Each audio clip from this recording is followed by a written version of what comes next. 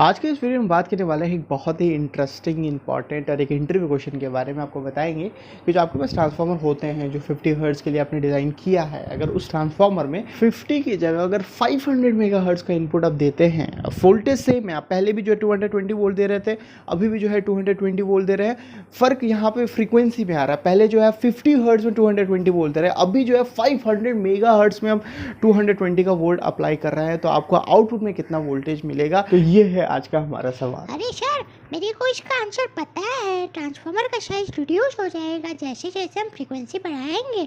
मैंने देखी वो वीडियो आपकी। अरे चिंटू भाई, तुम समझे नहीं। देखो, हमारा सवाल ये नहीं है कि ट्रांसफार्मर का साइज़ बड़ा होगा या छोटा होगा, वो तो हमने समझा, उस वाले वीडियो में अच्छे से समझाया था कि ट्रांसफार्मर का साइज़ और फ्रीक्वेंसी के बीच में क्या रिलेशन है। तुमने समझा भी कि हाँ, अगर हमें हाई फ्रीक्वेंसी में ऑपरेट करवाना है तो हमारा ट्रांसफार्मर का साइज़ जो है वो छोटा हो सकता है, फिर हम उसके अकॉर्डिंग डिज़ाइन करते हैं। पर यहाँ पे हम ये कह रहे हैं कि हमने ऑलरेडी 50 हर्ट्ज़ के अकॉर्डिंग डिज़ाइन कर लिया है। अब उस वो वाले ट्रांसफार्मर के इनपुट में हम 500 मेगा हर्ट्ज़ इनपुट देते हैं, तो आउटपुट में हमें कितना वोल्टेज देखने मिलेगा? समझ में आ रहा है आपको? सर, इसका भी तो आंसर आपने बताया था ना कि सेकेंडरी वाइंडिंग में जो वोल्टेज इंड्यूस होता है वो फ्रीक्वेंसी के ऊपर डिपेंड करता है। आपने फार्मूला भी याद करवाया था, is 4.44 F into N into 5। Frequency आ रहा है ना सर, तो फ्रीक्वेंसी के ऊपर डिपेंड करेगा ना सर। सही बोल रहा हूँ ना सर मैं?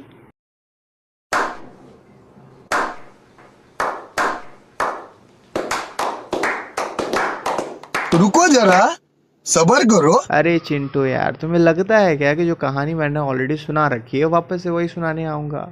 हाँ, ये बात सही है कि फ्रीक्वेंसी के ऊपर डिपेंड करता है, आउटपुट में कितना वोल्टेज हमें मिलेगा ये फ्रीक्वेंसी के ऊपर डिपेंड करता है। और इक्वेशन भी हमने देखा था कि फ्रीक्वेंसी आ रहा है वहाँ पे, यानी कि जैसे जैसे हमारा फ्रीक्वेंसी बढ़ेगा वैसे वैसे हमारा इंड्यूस जो वोल्टेज है, हमें आउटपुट जो वोल्टेज मिल रहा है वो बढ़ेगा। बट वहाँ पर हम कितनी वोल्टेज की बात कर रहे थे? हमारा 50 था, उसको हमने 60 कर दिया, या मैक्स टू मैक्स हमने 100 कर दिया, बस वहीं तक कहानी था। पर यहाँ पर हम कह रहे हैं कि मेगा हर्ट्ज़ फ्रीक्वेंसी हम दे रहे हैं। मेगा हर्ट्ज़ में कितना जीरो होता है अंदाज़ा भी है। तो जब आप इतनी हाई फ्रीक्वेंसी आप इनपुट में देते हैं तो ट्रांसफार्मर की जो पूरी कहानी है वो बदल जाती है। तो इस नई कहानी को जो है आज हम सुनाने आए हैं। अभी मजा आएगा ना भिड़ो। तो जैसा कि आपको पता है कि ट्रांसफार्मर के प्राइमरी वाइंडिंग में जब वोल्टेज को हम अप्लाई करते हैं तो क्या होता है, उस वोल्टेज की वजह से हमारे वाइंडिंग के अंदर करंट सर्कुलेट होता है, और जब भी ये करंट हमारे वाइंडिंग के अंदर से फ्लो होता है तो ये मैग्नेटिक फ्लक्स क्रिएट करता है। और ये जो मैग्नेटिक फ्लक्स हमारे कोल से ट्रैवल करके हमारे दूसरे वाइंडिंग के साथ लिंक होता है, चेंज होता है, और दूसरे वाइंडिंग में जो हमारा ईएमएफ इंड्यूस होता है। ये सारी कहानी जो है आपको पता है। पर मैं अगर कहूँ कि इस हाई फ्रीक्वेंसी वाले पावर को अगर आप अप्लाई करते हैं, वोल्टेज को अगर अप्लाई करते हैं, तो आउटपुट में जो है आपको ज़ीरो वोल्टेज देखने मिलेगा आइडियली, या तो बहुत कम देखने मिलेगा। तो ये कैसे साउंड कर रहा है? ये कैसे पॉसिबल हो सकता है? आपके दिमाग में ये सवाल आ रहा होगा, क्योंकि पिछले वाले वीडियो में तो हमने देखा ये तभी पॉसिबल था जब हमारा मैग्नेटिक फील्ड या मैग्नेटिक फ्लक्स चेंज ना हो हमारे दूसरे वाइंडिंग से, तभी ये पॉसिबल हो सकता है। चेंज ना हो का मतलब क्या? ये जो d∅dt है, rate of change of magnetic flux है, वो ज़ीरो होना चाहिए। जब ज़ीरो होगा तब हमारा जो इंड्यूस वोल्टेज है वो हमारा ज़ीरो मिलेगा, यानी कि आउटपुट में हमें कोई भी वोल्टेज देखने नहीं मिलेगा। और ये तभी हो रहा था जब हम अल्टरनेटिंग करंट की जगह पे हम डायरेक्ट करंट दे रहे थे, डीसी दे रहे थे। जब हमने प्राइमरी वाइंडिंग में डीसी करंट को फ्लो करवाया, अब चूंकि डीसी करंट का जो मैग्नीट्यूड होता है वो कांस्टेंट होता है, मतलब कांस्टेंट अमाउंट में हमारा करंट फ्लो हो रहा है। 5 एम्पियर अगर फ्लो होने का है तो 5 एम्पियर ही फ्लो हो रहा होता है। तो वो जो हमारा मैग्नेटिक फील्ड बना रहा होता है उसका भी नेचर कांस्टेंट होता है। तो वो जो मैग्नेटिक फील्ड हमारे सेकेंडरी वाइंडिंग के साथ लिंक करता है, लिंक तो करता है भाई, लिंक करता है, पर वो चेंज नहीं होता है। यहाँ पे चेंज होना बहुत ज़रूरी है अगर आपको इंड्यूस ईएमएफ चाहिए तो ये वाला हमारा सिनेरियो था, केस था, जहाँ पे हमें कोई भी वोल्टेज नहीं देखने मिल रहा था। पर वो केस था जहाँ पे हमने डीसी इनपुट दिया। पर यहाँ पे तो हमने ऐसा नहीं कहा, हमने तो यहाँ पे कह रहे हैं कि हम इसको दे रहे हैं, हम एसी इनपुट दे रहे हैं, अल्टरनेटिव करंट फ्लो करवा रहे हैं, पर बहुत ही हाई फ्रीक्वेंसी फ्लो करवा रहे हैं, फिर भी कह रहे हैं कि भाई हमें आउटपुट में जीरो वोल्टेज देखने मिलेगा। ये कैसे पॉसिबल हो सकता है? मतलब समझ नहीं आ रहा। अभी तक जितना नॉलेज है हमारे पास उसके बेसिस में ऐसा सोच पाना थोड़ा सा जो है मुश्किल लगता है। तो एग्जैक्टली हो क्या रहा होता है, डायरेक्टली हम स्ट्रेट फॉरवर्ड जो है बात कर लेते हैं, और उसके पीछे का रीज़न जो है और जो कहानी है उसको हम लास्ट में डिस्कस करेंगे। तो जब भी हम इतना हाई फ्रीक्वेंसी वाला वोल्टेज अप्लाई करते हैं हमारे प्राइमरी वाइंडिंग में, तो उसके वजह से हमें ट्रांजिट टाइम इफेक्ट देखने मिलता है। अब ये ट्रांजिट टाइम इफेक्ट है क्या और क्यों होता है, ये अपने आप में एक बहुत बड़ा टॉपिक है। अगर इसी वीडियो में इसको एक्सप्लेन करने लगा तो काफ़ी ज़्यादा कॉम्प्लेक्स हो जाएगा, आधा लोग जो है ऐसे ही छोड़ के भाग जाएंगे। तो इसको जो है अलग से मैं 10 से 12 मिनट लेकर के एक्सप्लेन करना चाहता हूँ। आज मैं आपको थोड़ा सा इसका आइडिया देना चाहूँगा और इसकी वजह से होता क्या है उसके बारे में हम डिस्कस करते हैं। और जनरली जो है ये जो ट्रांजिट टाइम इफेक्ट है आपको ट्रांसमिशन लाइन में देखने मिलता है। अब हर ट्रांसमिशन लाइन में भी नहीं देखने मिलता है, आपको जो लॉन्ग ट्रांसमिशन लाइन होते हैं जहाँ पे हमारे ट्रांसमिशन लाइन का जो लेंथ है मोर देन 1000 किलोमीटर होता है, वहीं पे जो है आपको ये ट्रांजिट टाइम इफेक्ट देखने मिलता है। अगर हम मीडियम ट्रांसमिशन लाइन की बात करें या शॉर्ट ट्रांसमिशन लाइन की बात करें तो वहाँ पे आपको देखने नहीं मिलता है। तो भाई ऐसा क्या है लॉन्ग ट्रांसमिशन लाइन में जो हमारे मीडियम और शॉर्ट में नहीं है? तो एकदम बेसिक लेवल में देखा जाए तो भैया लेंथ, जो ट्रांसमिशन लाइन में जो वायर हम यूज़ कर रहे हैं उसका जो लेंथ है वो ज़्यादा होता है हमारे लॉन्ग ट्रांसमिशन लाइन में हमारे मीडियम और शॉर्ट ट्रांसमिशन लाइन की कंपैरिजन में। आपको पता होगा पावर सिस्टम में आपने ये पढ़ा होगा, जब भी पावर सिस्टम में हम ट्रांसमिशन लाइन को स्टडी कर रहे होते हैं तो वहाँ पे 3 पार्ट में उसको क्लासीफाई करते हैं और फिर डिफरेंट सर्किट बना करके उसको अच्छे से स्टडी करते हैं। तो यहाँ से अगर आप कंक्लूड करेंगे तो आपको यही समझ में आता है कि जो ट्रांजिट टाइम इफेक्ट है वो हमारे ट्रांसमिशन लाइन की जो वायर है उसके लेंथ के ऊपर डिपेंड करता है। जितना ज़्यादा आपका लेंथ होगा उतना ही ज़्यादा आपको ये इफेक्ट देखने मिलेगा। अब कितना लेंथ का यहाँ पे बात कर रहे हैं? 1000 किलोमीटर, 2000 किलोमीटर, इतना ज़्यादा लेंथ की यहाँ पे हम बात कर रहे होते हैं। तो अगर हम ट्रांसफार्मर के वाइंडिंग में जो वायर हम यूज़ में ले रहे हैं वो जो कॉपर वायर है उसको अगर आप देखेंगे तो वो तो काफ़ी छोटा होता है हमारे इस 1000 किलोमीटर के कंपैरिजन में। आप इतना छोटा होता है कि आप उसको नेगलेक्ट कर सकते हैं। फिर यहाँ पे आपको कैसे ट्रांजिट टाइम इफेक्ट देखने मिलता है? तो देखिए वहाँ पे जो हम 1000 किलोमीटर की बात कर रहे थे वो कब बात कर रहे थे? जब हमारा पावर 50 हर्ट्ज में ट्रांसमिट हो रहा था। पर यहाँ पे जो हम इनपुट दे रहे हैं इस ट्रांसफार्मर के वाइंडिंग में वो 500 मेगाहर्ट्ज में दे रहे हैं, यानी कि फ्रीक्वेंसी आपको बहुत ज़्यादा हमने इंक्रीज़ कर दिया है। तो कहना क्या चाह रहा हूँ मैं, अगर आपको स्ट्रेट फॉरवर्ड बताऊँ तो जो इफेक्ट आपको वहाँ पे 1000 किलोमीटर वायर में देखने मिल रहा था 50 हर्ट्ज में, वही चीज़ यहाँ पे अगर हम 500 मेगाहर्ट्ज दे रहे हैं तो वही चीज़ आपको यहाँ पे कुछ सेंटीमीटर के वायर में देखने मिलेगा। तो अगर आप इसको सोचते हैं तो कितनी इंटरेस्टिंग चीज़ है ये। तो देखिए ये तो आपको समझ में आ गया कि जो ट्रांजिट टाइम इफेक्ट है इसका लेंथ और फ्रीक्वेंसी के साथ क्या रिलेशन है। पर हमें ये समझना है कि ये जो हमने देखा कि आपको transmission line, long transmission line में देखने मिल रहा है, या अगर हम ट्रांसफार्मर की बात करें हाई फ्रीक्वेंसी में जो हम अप्लाई दे रहे हैं तो वहाँ आपको देखने मिल रहा है। तो यहाँ पे एग्जैक्टली हो क्या रहा होता है इस इफेक्ट की वजह से? तो इसको आप इस तरीके से समझिए कि मान लीजिए आपके पास एक ट्रांसमिशन लाइन है और आप कहते हैं कि ये 400 kV का है। तो जब ऐसा आप कहते हैं तो उससे आपको क्या समझ में आ रहा था? उससे ये समझ में आ रहा होता है कि इस वायर से जो पावर ट्रांसमिट हो रहा होता है वो कितने वोल्ट में हो रहा होता है? वो 400 किलो वोल्ट में हो रहा होता है। यानी कि ये जो पूरा ट्रांसमिशन लाइन है इस कंडक्टर का जो पोटेंशियल होगा वो 400 किलो वोल्ट होगा। ये जो 400 किलो वोल्ट होता है वो RMS वैल्यू होता है, राइट। तो इसको ईजी बनाने के लिए हम एक काम करते हैं कि इस 400 किलो वोल्ट ना पकड़ करके इस लाइन वोल्टेज को हम 220 वोल्ट कंसिडर कर लेते हैं। अब ये बहुत कम है मुझे पता है, बट हमने समझने के लिए ऐसा किया है क्योंकि 220 वोल्ट का आपको आदत लग गया, आपको ईजिली सारी चीज़ें समझ में आती है।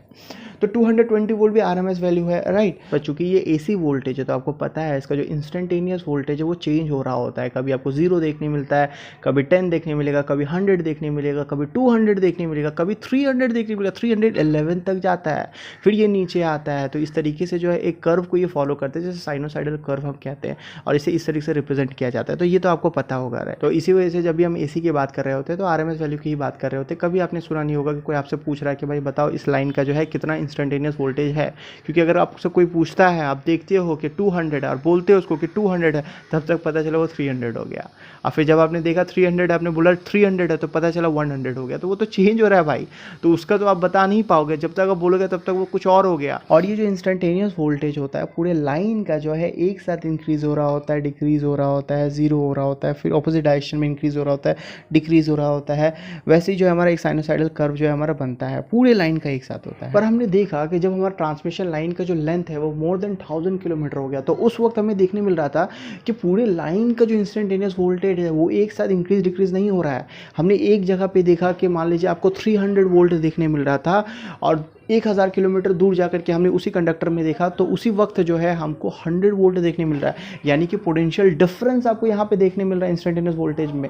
तो आप सोच रहे हो, कुछ लोग सोच रहा होगा कि हाँ यार इतना लंबा वायर है, इतना बड़ा लेंथ है तो वोल्टेज ड्रॉप हुआ होगा। भैया ये वोल्टेज ड्रॉप वाला पोटेंशियल डिफरेंस नहीं है, यहाँ पे कहानी कुछ और ही चल रहा है। यहाँ पे हम इंस्टेंटेनियस वोल्टेज की बात कर रहे होते हैं। और ये जो आप वोल्टेज ड्रॉप का सोच रहे हैं तो ये सही बात है कि वोल्टेज ड्रॉप होता है, बट अगर हम ऐसा कह रहे हैं कि 400 किलो वोल्ट का लाइन है 400 केवी का लाइन है तो हमने उस वोल्टेज में उसको मेंटेन करके रखा है। पर इसके अंदर का जो इंस्टेंटेनियस वोल्टेज है, जो नॉर्मल केस में हमारा एक ही साथ इंक्रीज डिक्रीज हो रहा होता है थ्रू आउट द कंडक्टर में, मतलब कंडक्टर के हर एक पॉइंट में अगर आप वोल्टेज देखेंगे एक ही साथ इंक्रीज हो रहा होता है, एक ही साथ डिक्रीज हो रहा होता है। बट यहाँ पे हो क्या रहा होता है कि जब बहुत ज़्यादा हमारा लेंथ हो जाता है तो उस वक्त आपको ट्रांजिएंट टाइम इफेक्ट देखने मिलता है। उसकी वजह से एक पॉइंट का पोटेंशियल जो है आपका इंक्रीज़ हो रहा है, वहाँ वाला जो पोटेंशियल है बाद में इंक्रीज़ होता है, मतलब एक डिले आ जाता है। एक तरीक़े से आप ऐसे सोच सकते हैं। तो इसकी वजह से हो क्या रहा होता है कि एक ही कंडक्टर में एक ही वक्त में दो डिफरेंट पॉइंट में डिफरेंट वोल्टेज आपको देखने मिलता है। तो ये तो बात थी कि ट्रांसमिशन लाइन पे जहाँ पे 1000-2000 किलोमीटर के लाइन की लेंथ की बात कर रहे थे, बट हम ऐसा कह रहे हैं कि जब हम ये वोल्टेज अप्लाई कर रहे हैं उसकी जो फ्रीक्वेंसी है वो 500 मेगाहर्ट्ज कर देते हैं, तो वही इफेक्ट जो है आपको कुछ सेंटीमीटर के वायर में देखने मिलता है। तो जैसा कि ये वायर आप देख पा रहे हैं, ये कॉपर का वायर है। इसी वायर से जो है हमने ट्रांसफार्मर के कोर को वाइंडिंग किया है।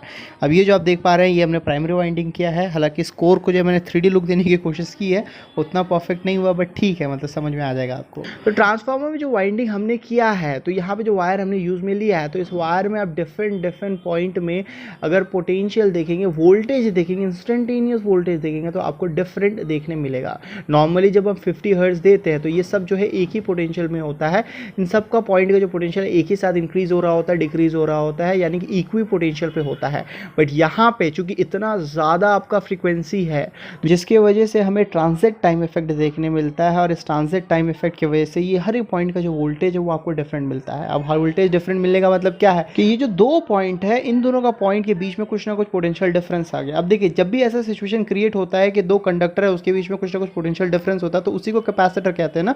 उसके बीच में कैपेसिटेंस की प्रॉपर्टी आ जाती है। देखिए, कैपेसिटर क्या होता है, दो प्लेट सामने सामने रखते हैं, एक को हाई पोटेंशियल में दूसरे को लो पोटेंशियल में, वो कैपेसिटर बन गया। वैसे ही दो कंडक्टर को सामने सामने रखेंगे दोनों अलग अलग पोटेंशियल में, तो वो भी हमारा कैपेसिटर बन जाएगा। तो यहाँ पे चूंकि हर एक कंडक्टर जो है डिफरेंट पोटेंशियल पे है, तो यहाँ पे जो हमारा कैपेसिटर का फॉर्मेशन हो जाएगा, और इस कैपेसिटर को जो है स्ट्रे कैपेसिटर कहते हैं। अब अगर आप देख रहे हैं इसकी प्राइमरी वाइंडिंग को जो हमने एक्साइट किया है, तो करंट को फ्लो होने के लिए दो पाथ है। एक तो हमारे वाइंडिंग के थ्रू फ्लो होकर के जाए, और दूसरा जो पाथ है इस कैपेसिटर के थ्रू फ्लो होकर के चल जाए। तो सवाल यहाँ पे आता है कि करंट कौन सा पाथ को चुनेगा। करंट हमेशा उसी पाथ को चुनता है जहाँ पे उसको लीस्ट रेजिस्टेंस का सामना करना पड़े, यानी कि लीस्ट रेजिस्टिव पाथ से हमेशा वो ज़्यादा करंट फ्लो होता है compare to the high resistance path. तो यहाँ पे आप देखते हो इंडक्टर भी हमारे करंट को अपोज करता है, क्योंकि वाइंडिंग क्या है, एक तरह का इंडक्टर ही है, और कैपेसिटर भी हमारे करंट को अपोज करता है। और दोनों का आपको पता है हमारा इंडक्टर कितना अपोज करता है, एक्स जो ओमेगा इंटू एल होता है, यानी कि 2πf इंटू एल। यहाँ पे एफ आ रहा है, यानी कि जितना ज़्यादा फ्रीक्वेंसी रहेगा उतना ही ज़्यादा ये अपोज करेगा। और यहाँ पे हम कितनी फ्रीक्वेंसी की बात करें, यहाँ पे हम 500 मेगाहर्ट्ज, जो कि बहुत ही ज़्यादा होता है, यानी कि इस वाइंडिंग ने हमारे करंट को बहुत ज़्यादा अपोज करेगा। डायरेक्ट रिलेशन में है ये। और दूसरी तरफ अगर हम दूसरा पाथ की बात करें कैपेसिटर वाला, तो कैपेसिटर भी तो करंट को अपोज करता है। कितना अपोज करता है वो, एक्सी अपोज करता है। एक्सी क्या होता है, 1/2πf इंटू सी, यानी कि ये जो फ्रीक्वेंसी और एक्सी है वो इन्वर्स रिलेशन में। जैसे जैसे आपका फ्रीक्वेंसी बढ़ता जाएगा वैसे वैसे आपका जो एक्सी है वो कम होता जाएगा, यानी कि ऑपोजिशन कम होता जाएगा। यहाँ पे तो आपका मेगाहर्ट्ज पे फ्रीक्वेंसी है, यानी कि जो ऑपोजिशन है वो बहुत कम होगा। यानी कि जो कैपेसिटर वाला पाथ है वो लीस्ट रेजिस्टिव पाथ है, यानी कि जो करंट है वो कौन सा पाथ को चुनेगा, जो लीस्ट रेजिस्टिव पाथ है, यानी कि ज़्यादा से ज़्यादा जो करंट है आपका कैपेसिटर से फ्लो होते हुए सर्किट कंप्लीट कर लेगा। बहुत ही कम करंट जो है आपके वाइंडिंग के अंदर जाएगा, और वाइंडिंग के अंदर कम करंट किया तो वो मैग्नेटिक फील्ड ही कम बनाएगा। मैग्नेटिक फील्ड कम बनेगा तो आपका सेकेंडरी वाइंडिंग में इंड्यूस वोल्टेज ही आपको कम मिलेगा, और आइडियल केस में बोलूँ तो आपको इंड्यूस ईएमएफ जो है जीरो देखने मिलेगा। इसलिए मैं कह रहा था कि अगर आप इनपुट में मेगाहर्ट्ज के ऑर्डर में 500 मेगाहर्ट्ज जो है इनपुट में फ्रीक्वेंसी देते हैं, तो आपको आउटपुट में 0 वोल्ट देखने मिलेगा। तो कैसा लगा ये वीडियो, अपने कमेंट सेक्शन में जरूर बताएं। अगर ये वीडियो पसंद आया तो लाइक करके बताएं, कोई सवाल रहेगा तो हमें कमेंट सेक्शन में बताएं। मिलते हैं ऐसे किसी वीडियो में, till the take care, bye bye.